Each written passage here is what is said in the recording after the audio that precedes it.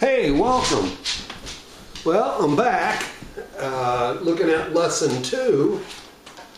This week, or in this lesson anyway, we're going to, let me get it adjusted here.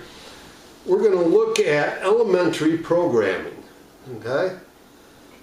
By that, I mean basic introduction of things like how do I get input from the keyboard into my program. That would be one thing.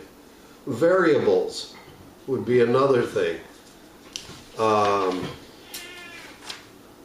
Number types, okay? So those are the things that we're going to look at in this chapter and in this lesson. First of all,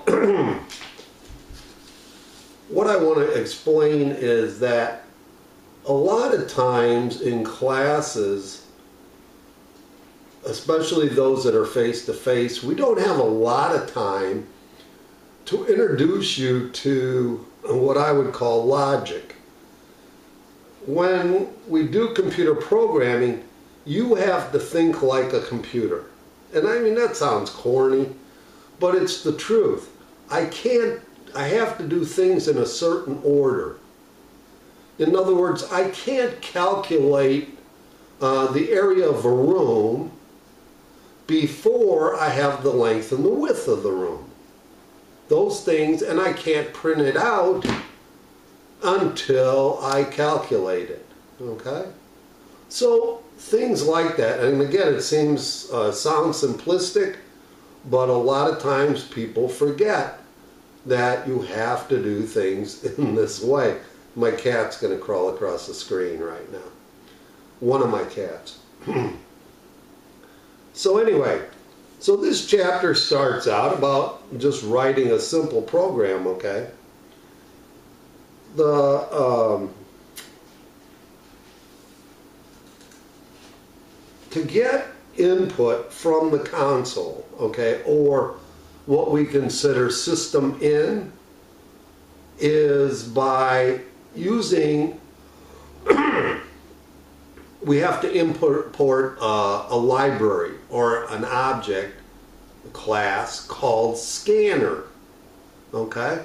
So to do that, right below where you create your package, okay, you have your package statement, which is the first executable statement in your program. Right below that, you're going to type import java dot util for utility dot scanner, and scanner with a capital S semicolon. Once again, that's import space java, all lowercase, dot util for utility dot scanner with a capital S semicolon. Once I have that, that's like a blueprint of code that we're importing into our program that somebody already wrote, and now we have to create an instance of that by declaring a variable to hold our scanner.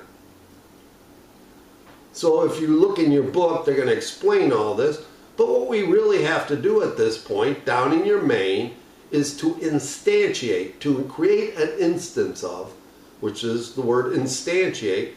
We create something called scanner, then a variable name like con_in or user_in is equal to, or is assigned, just one equal point, new scanner, parentheses, system with a capital S, dot, in, parentheses, semicolon, okay?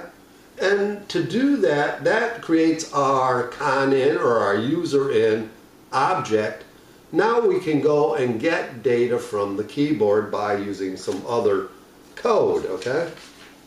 So this is explained in the first couple pages of this chapter. Then we move into identifiers, And there's basically two types of identifiers, those for constants, classes, methods, variables, or, you know, I shouldn't have said two, but several, what we're going to name things.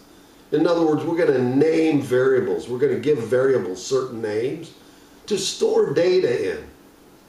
We'll have methods. They will be, when we start breaking down our program into simple parts, those will be the parts of the program. And of course, the actual class itself. Got a frog in my throat today. I better get it out. Anyway, so those are some of the things. If you remember from our last lesson, I showed you the definition of a variable is a named place in memory to store data that may change during program execution. And in the Java programming language, whatever's on the right side of an equal sign can be assigned to what's the name on the left side of the equal sign. Okay, as long as that's defined as some class. So we might have something called int, as an integer type, int sum is assigned 4 plus 2. So what happens then is 4 plus 2 is calculated on the right side and assigned to the variable name sum, which is on the left side and is of the integer type. Likewise, we could do one where it's like string name. And then, so we'd have string name is assigned, and it might be Doug. The difference being this would be in double quotes because it's a string, and of course it always ends in a semicolon. So now the literal, the alphanumeric literal, Doug, would be assigned to the variable name on the left-hand side of the type string. Okay, remember, string is the only data type you know of so far that starts with a capital letter because it really isn't a primitive data type like int and double and boolean. Okay? So it shows in the next couple pages how to assign values to a variable of different types, ints, doubles, stuff like that. We can also do things like int x is equal to y plus 1, okay? Where where x and y might already hold a value. So we can do things like that, just like you do in algebra. If you understand algebra, okay, which you should, at least a little bit in this class, then these should not be a surprise to you. It's also what I want to remind you of, there's some mathematical things that we need to be aware of. One is that the multiplication sign in Java, okay, is an asterisk, or what we sometimes call a splat in geek world. Yeah, we got splat. Let's see, what's the other one? Oh, an exclamation point we call a bang. Okay, B-A-N-G. But anyway, let's see here, where are we going? So we have some naming conventions, okay? In our class, if you remember, the naming convention is that for our variable names, we're going to use what I call camel hump, okay? So if your variable name is longer than a single word, then it will be lowercase letters, the first word, starting with a lowercase letter. Then any subsequent words would start with a capital letter and finish out in book title capitalization as such. So you might have something like first name. Well, it would be lowercase F-I-R-S-T, capital N, lowercase A-M-E, first name. You might have something like, interest rate. Small letter, I-N-T-E-R-E-S-T, capital R for rate, and then ATE in lowercase letters. So that's for our variables. For our constants, we're going to use all uppercase letters. So if I had something like pi, Pi, it would be in uppercase. If I had something called, tax rate, okay, that is remaining fixed, that is not input by a user, we would put that all in as TAXRATE, all in uppercase. Now, if you want to break that up, you can use an underscore in between the X and the R to make it more readable. I don't, sometimes I do, sometimes I don't. It's just a matter of preference. Okay? Our classes, the main class, or what you're calling your program, you'll notice when you start a new program, it says whatever, it says public class, whatever. All book title capitalization. So when you name your class, when it asks you, what is the name of this project? You use book title capitalization, and I would not use spaces, because then they throw periods in your package name and things like that. So just use regular book title capitalization, pack it all together, don't use any spaces, okay? And it'll be perfect, all right? Such as area of a room, okay? I would say capital A, R-E-A, lowercase, capital O for the of, A, capital, and then a capital R, O, or lowercase O-O-M. Just like you'd see on the front of the book, but without spaces. Okay, book title capitalization. So that's for that. For my methods, once we get into more, you'll notice the main, when you start your programs now, when you do main, it's not capital. The M in main is not capitalized. We will follow that tradition later on, where we will use the camel hump also, not only for our variables, but also for our methods. Okay, the next bit on page 45 of the current text anyway, it describes our numeric types. These are the primitive numeric types, and they go through byte, short, int, long, float, and double. Well, I told you earlier that I'm only going to require you to use int, okay, int for anything that is an integer, whole number, less than 2 billion, okay? Most of the stuff you're going to do in this class, int is the perfect data type for anything that's a whole number.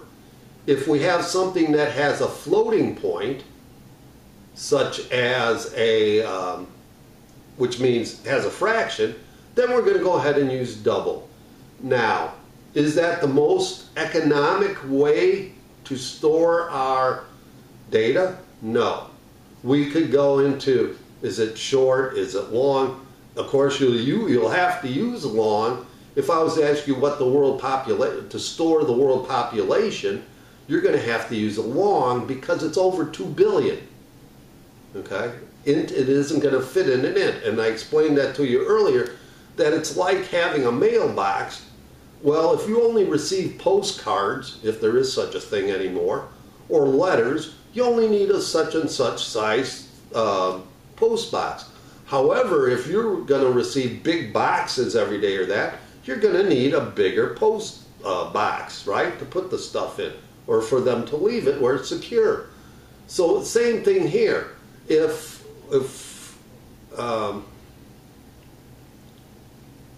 the item that we're going to store gets so big in bytes that it won't fit in a certain data type, then we need to go up one. Okay? As far as double goes, you're not going to ever get that big. I mean, the number is horrendously big. It's like 10 with, what is it? Oh, something like 308 zeros after it.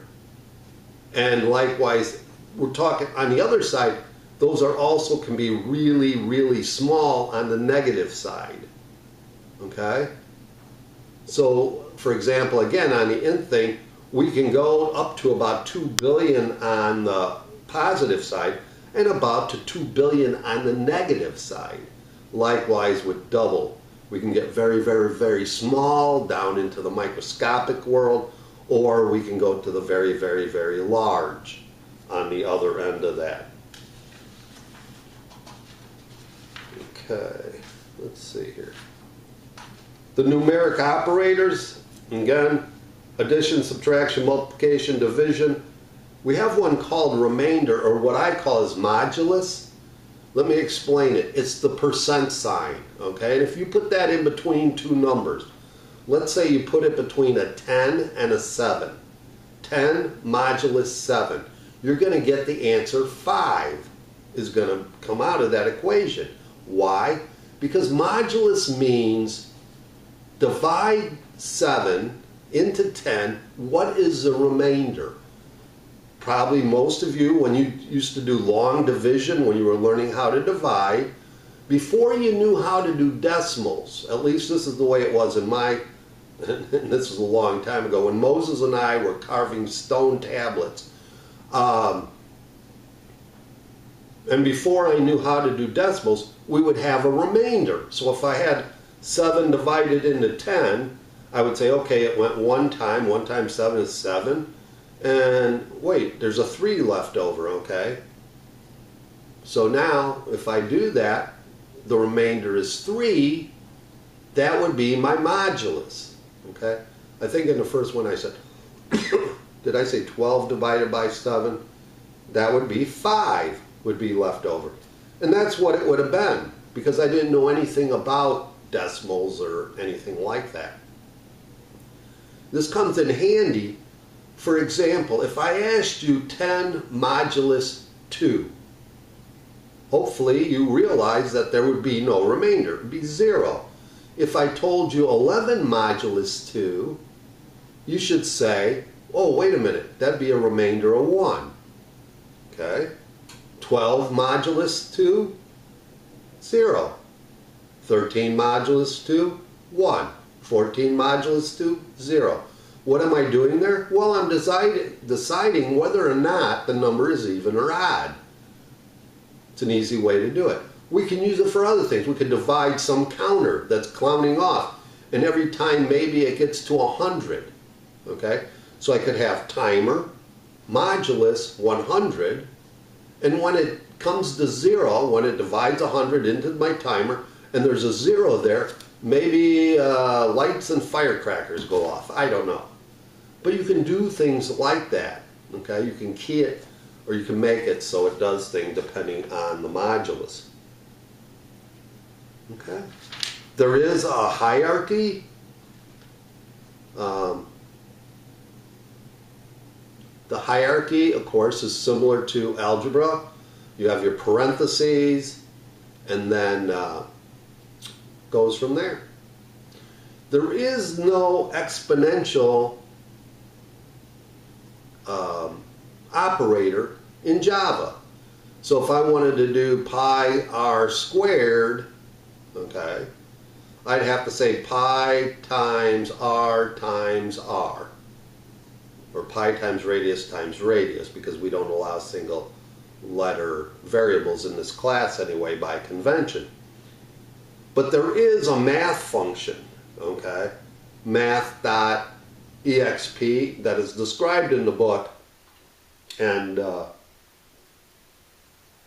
that's what you'll use for doing your any exponents more than. I don't have a problem with like 3 to the 3rd power. Anything bigger than that, though, looks ridiculous. So you're going to want to learn how to do that math times, or the math.exp. There's also some other math library things that are built into Java, like square root, math.sqrt. Okay? So we'll get to those, though. The book goes on to talk about literals. Literals are nothing more than literally what they say they are. Like my name, D-O-U-G. That would be an alphanumeric literal. Something I'm not going to do math with. An integer literal would be 105, okay? Or your birth date, or how old you are, your age would be a literal. Floating point literals, 3.14159 for pi would be a literal. The literal numbers, okay?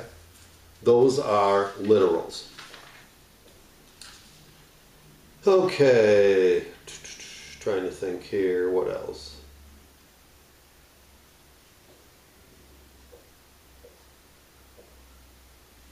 So, what about multiplication, division, and modulus? They are done they don't have precedence over one another. So in a problem or in an operation, they're just done from left to right. Addition and subtraction are done after that, and they are done from left to right. Okay? So just remember that, again, it's the same as it would be if you were doing algebra. Looking here. We have some